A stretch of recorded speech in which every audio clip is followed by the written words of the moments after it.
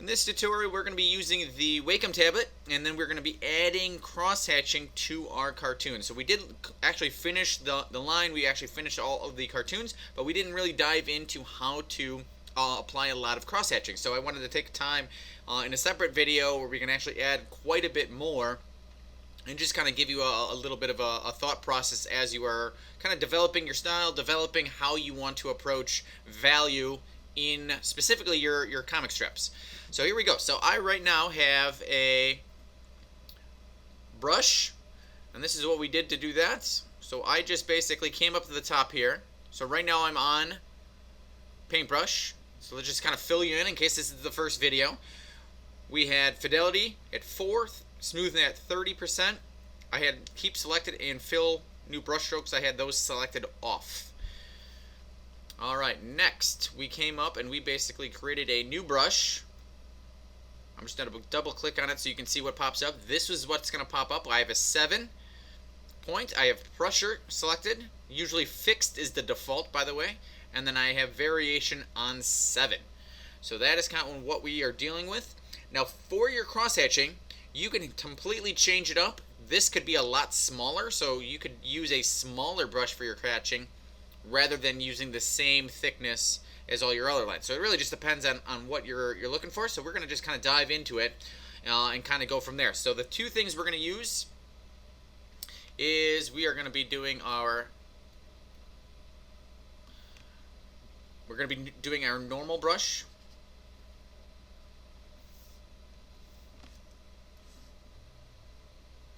So things we're going to be using, we're going to be doing our normal brush, and then we're also going to be using the blob brush. So those are really the two things that we're going to be using the most. So let's just do a new layer.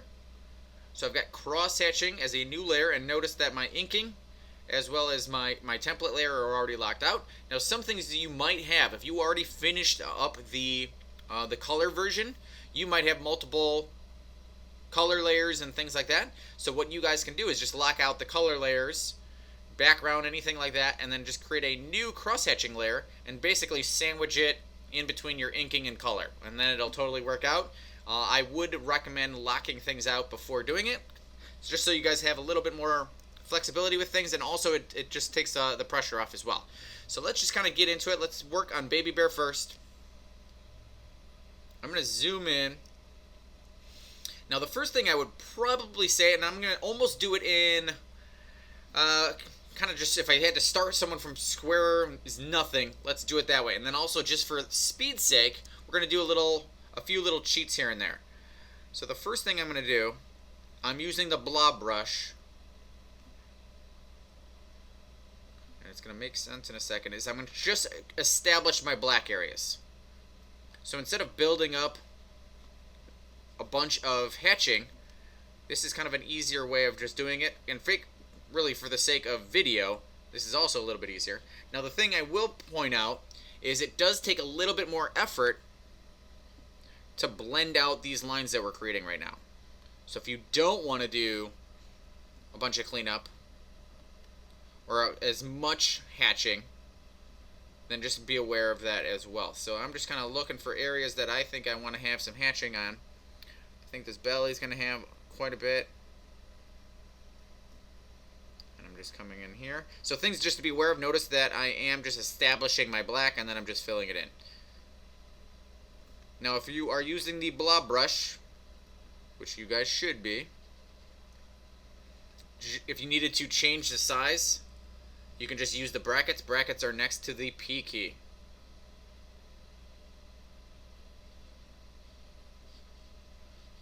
Good, good, good. I'm just kind of looking for areas that I want to add hatching to. Right under this ear.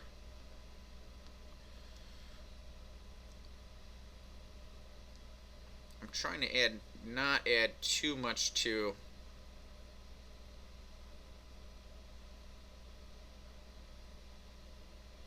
our light source, but let's just kind of add this in there.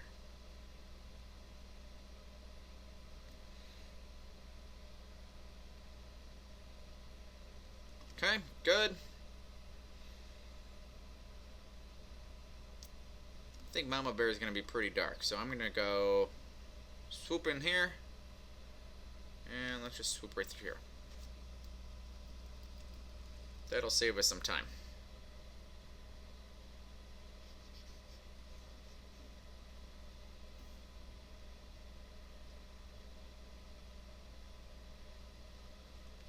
Okay.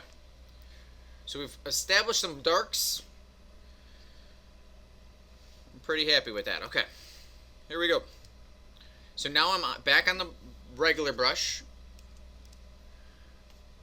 Now let's just see how light I want to get this. Okay. So on my brush, currently, I have the 7 selected, and I have a pretty decent amount of variation, just so you guys can tell. And so what we're going to be focusing on is I want to, and I'll just do a new layer so you guys can kind of see the thought process here. I'm just going to do blue for right now. And we can also just drop this down here. So I'm going to think of, here's my light area. Here is a light area. This is going to be my light area. So I'm just thinking of where light would hit first. So as I'm blending these areas out, I kind of have an idea of where my light source is coming from. And another little thing just to be aware of too is notice I'm kind of giving myself direction lines. This is all on a totally new layer, by the way. This will just let us know on what angle our little hatching lines should be. And so instead of flattening out our cartoons, we actually can give it a little bit more volume. And we're just kind of paying attention to what the form is underneath. So if we got a big bear belly, we can kind of go from there. Alright, I like that. So let's just do, I'll just drop that right here. I'm going to lock that out. I can still keep it there, and even if I wanted to select it,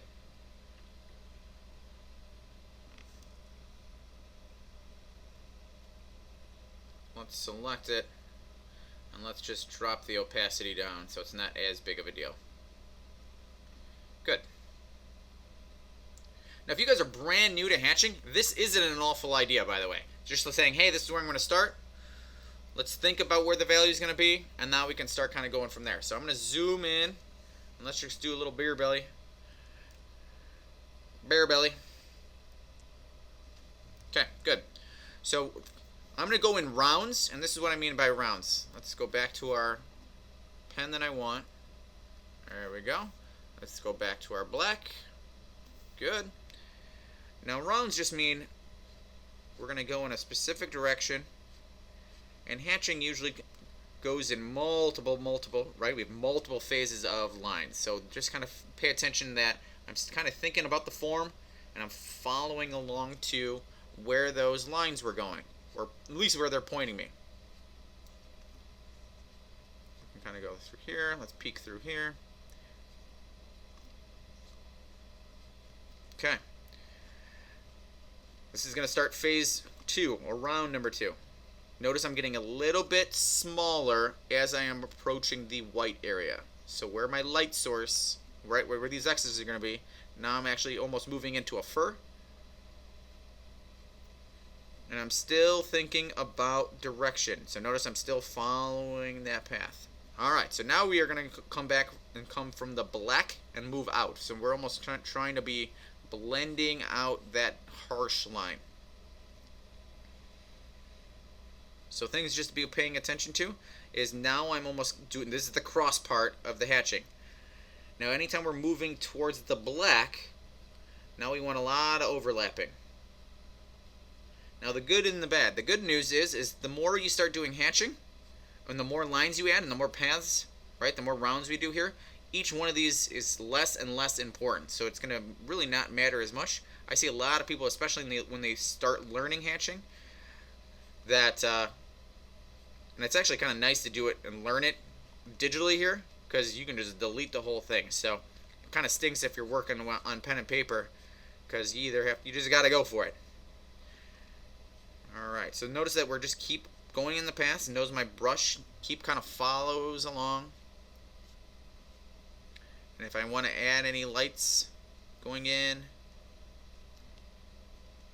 just kind of blend those out, blend those out.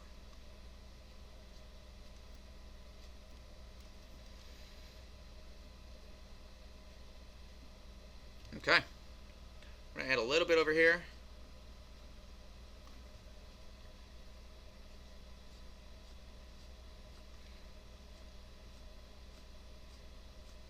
I want that side to be pretty dark. Same idea, right? We've already got black, and I'm just coming back in, different passes. Good. Let's do this arm. Let's do the same thing. Let's just start with kind of direction.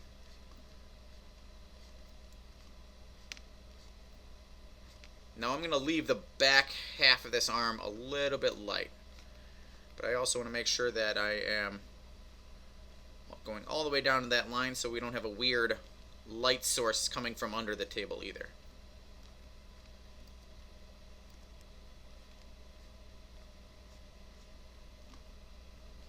Okay, so now I'm moving into the light, so I'm lightening up my brush strokes, and I'm also shrinking them. So whenever we're in the lightest area, notice how I'm not pushing very hard, and then if I move back over into the dark areas, now I can actually push a little bit harder. And what that'll also do is it won't take you forever to fill up your black. So if you push harder, the thicker lines will actually take up some space. Okay, I'm going to actually wrap this around a little bit more with more direction lines.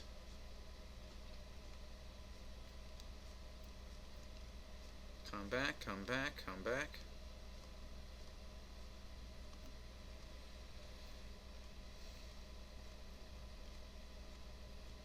You can kind of see, like, at a certain point it looks just crazy. There's a whole lot of lines, it looks messy.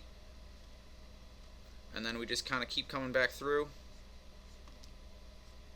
And the more passes we do, the more we can kind of blend things out. And the less it matters as we're coming through. I do want to get some hatching lines over here.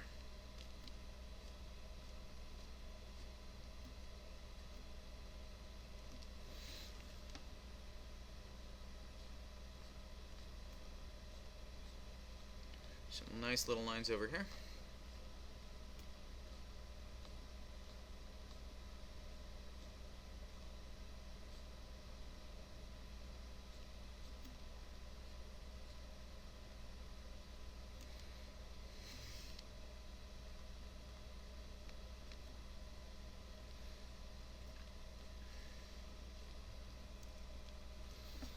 Okay, good. Let's keep it going.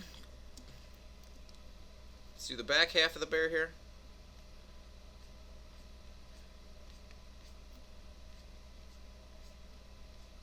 Now I didn't put any direction lines, but you can it'll just follow the back part as well as this cheek part. And I'm going to do same little concept, that's back part. I almost want that to kind of stay light. And we're just going to come on through.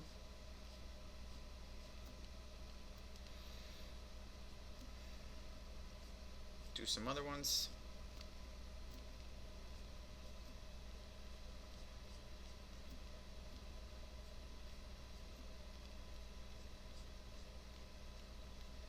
And I want my light source kind of on that cheek there.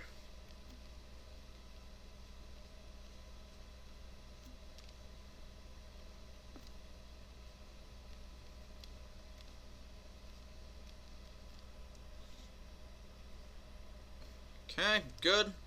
Alright, Mama Bear, let's do it. I'm just following belly shape, following those arrows.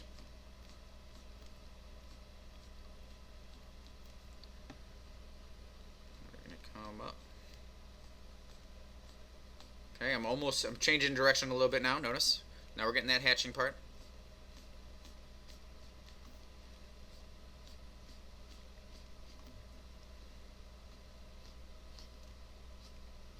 Now when it comes to direction lines, especially as you start moving into as we're doing multiple hatching lines, the ones that are going to be the most important are the light ones. They're going to be peeking out the most. So like these little edges, so as we start moving into the lightest value, you want those to be pointing in the direction that you want. Most of the hatching ones aren't going to matter at a certain point because they're going to be pretty dense. Okay, I'm going to be pushing. Now the idea is I'm going to try and blend out that back line. Shadow line.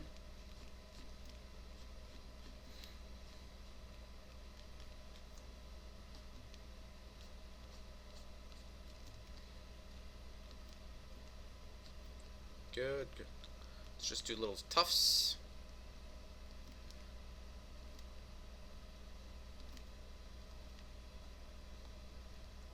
Let's do some behind her head here. That seems pretty good. Let's do baby bear.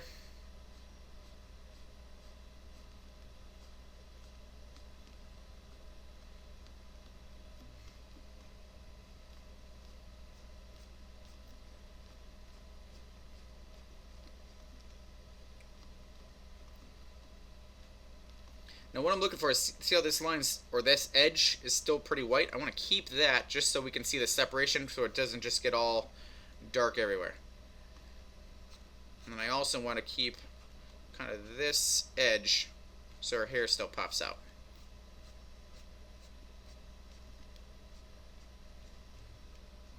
So whenever you're doing hatching and or adding value, just also pay attention to the areas next to the veil. That's really what you're typically trying to pop out. Either we want to add some interest using value, or see like this edge with the hand, I want to make sure that that's white, and then that's going to pop out even more. Okay, let's just do some little tufts coming through.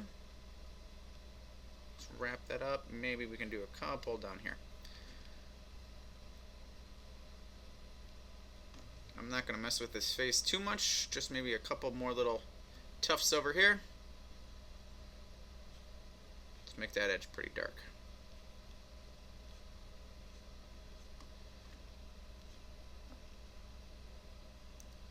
Okay, remember this thing is Illustrator, so I can either just bring that up, so I can always clean things up.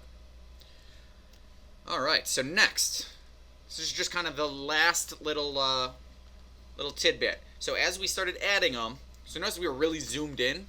So the last little tidbit is now we're going to come back and go, okay, what can we still blend out a little bit more? So kind of the last final part is just kind of come in a little bit zoomed out.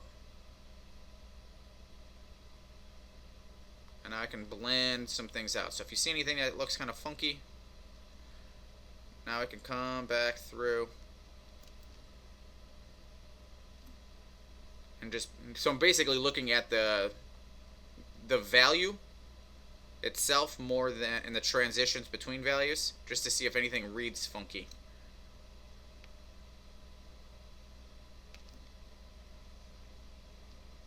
Okay, so I would just keep going until you're kind of happy with it. Let me just open up. Let's do this one just so you can kind of see what my final one looked like. Alright, so that's how we're building up the values.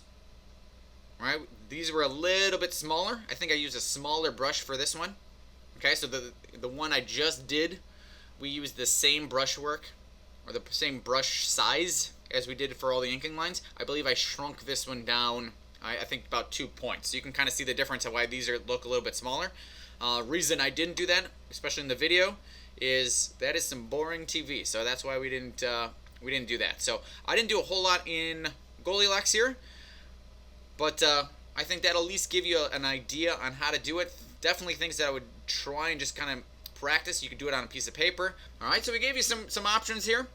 Again, there is the full version of this demonstration. So if you have not seen that yet, make sure you guys go and check out the comic strip inking tutorial using the Wacom tablet. We also have a whole lot of Adobe Illustrator cartoon tutorials, so if you do not have a Wacom, all of the other tutorials right now are using just the pen tool or shapes, so you can start learning the tutorials. But if you guys like the videos, make sure you guys are subscribing, share away, and then I do read all of the comments, so if you have any more specific questions or suggestions for me, I do read those, and I do try and start building tutorials based on that. I had some people that did ask specifically for Wacom tablet tutorials, so here we go. This is why we're starting to do these.